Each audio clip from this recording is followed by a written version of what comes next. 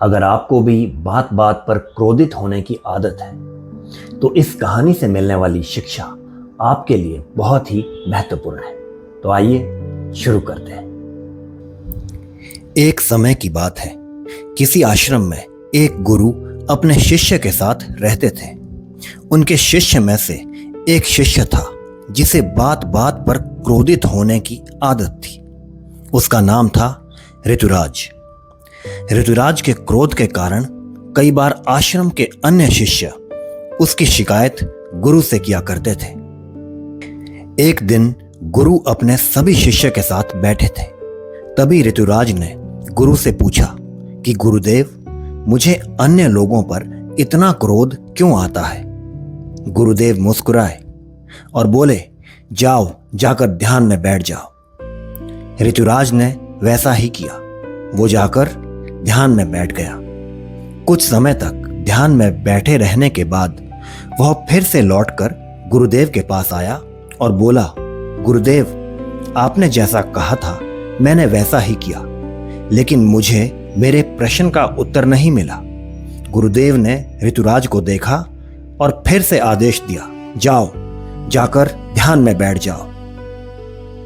ऋतुराज सोच में पड़ गया कि पता नहीं गुरुदेव बार बार ध्यान में बैठने के लिए क्यों कह रहे हैं, लेकिन गुरु का आदेश था, इसलिए ना चाहते हुए भी उसे ध्यान करने के लिए जाना पड़ा। जब ऋतुराज ध्यान करने के लिए एक नया स्थान ढूंढ रहा था तो उसकी नजर एक झील पर पड़ी जो आश्रम से थोड़ी ही दूरी पर स्थित थी। ऋतुराज ने सोचा कि वहां जाकर ध्यान करना अच्छा रहेगा। वो झील के पास गया और वहां से एक नाव लेकर झील के बीचों बीच चला गया और आंखें बंद करके ध्यान में बैठ गया। कुछ घंटे तक ध्यान में शांति का अनुभव करने के बाद उसे महसूस हुआ कि कोई दूसरी नाव उसकी नाव से टकरा गई है।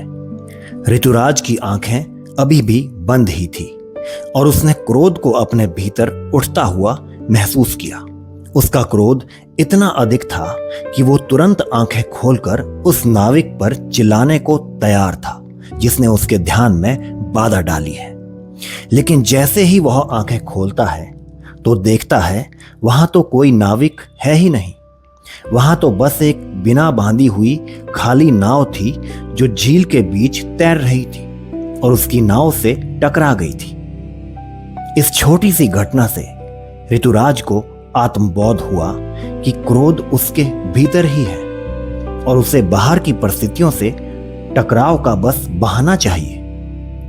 उस दिन के बाद ऋतुराज जब भी किसी ऐसे व्यक्ति से मिलता जो उसके क्रोध को उकसाता तो वो हमेशा खुद को ये याद दिलाता कि दूसरा व्यक्ति तो बस एक खाली नाव की तरह है, क्रोध उसके भीतर ही है। इस तरह से ऋतुराज का जीवन रूपांतरित हुआ। धन्यवाद। तो अगर आपको ये वीडियो अच्छा लगा हो, इस वीडियो को लाइक कीजिए और चैनल को सब्सक्राइब कीजिए ताकि आपको ऐसी ही और कहानियाँ मिलती रहे। धन्यवाद।